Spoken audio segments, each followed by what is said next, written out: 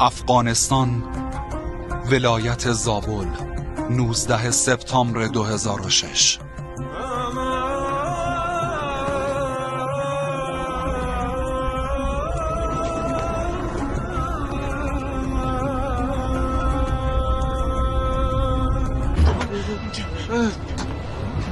ساکت باشید.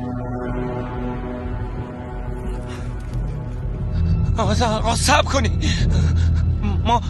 ما از کره اومدیم، کره جنوبی. ما توریستیم. توریست، میفهمین؟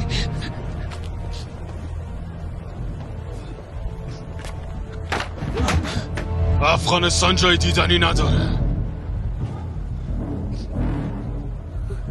راه بیفتید. بجنبی. برو بالا زود باش.